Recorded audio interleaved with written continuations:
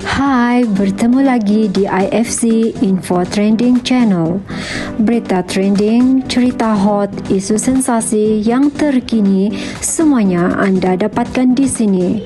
Terima kasih kerana terus setia bersama kami. Topik tragis, bukan bahan lawak, Harith sekolahkan pelawak Singapura. Namun sebelum itu, bagi anda yang baru mengikuti channel ini, jangan lupa tekan like, share dan subscribe. Dan jangan lupa juga tekan lonceng agar anda tidak ketinggalan dengan info-info terkini yang akan kami bawakan di channel ini.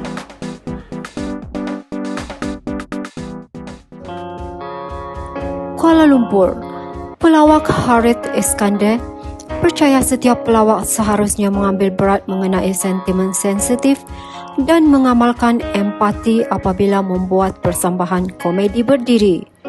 Harith yang dihubungi menerusi aplikasi WhatsApp ketika berada di Paris, Perancis itu berkata dia menghormati kebebasan seseorang pelawak memberikan ekspresi dalam melakukan kerja jenaka, tetapi dalam masa sama perlu sensitif dan peka terhadap sesuatu perkara, terutamanya mengenai topik peribadi dan traumatik.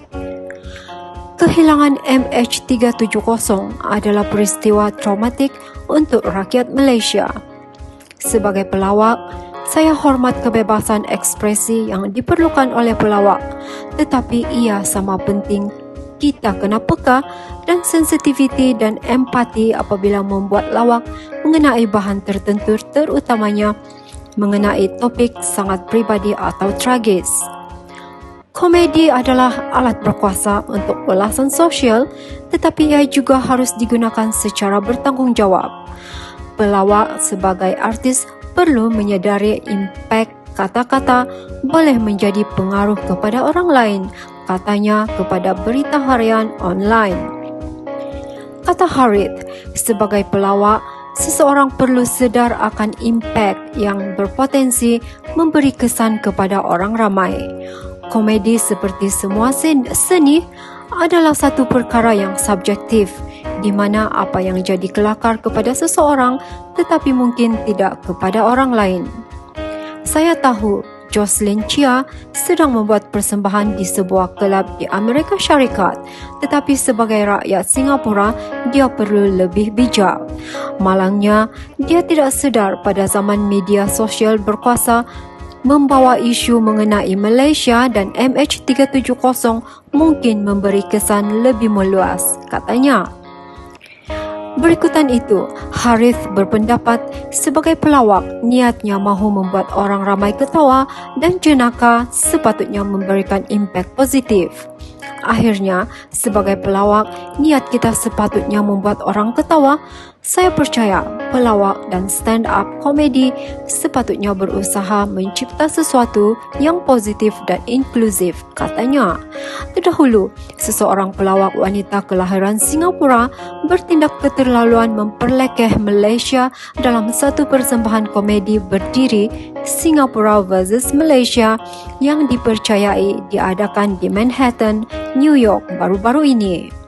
Menerusi klip video yang dimuat naik menerusi akaun TikTok, pelawak wanita dikenali sebagai Jocelyn Chia secara sengaja menghina seseorang penonton yang mengaku sebagai rakyat Malaysia dengan perkataan kesat.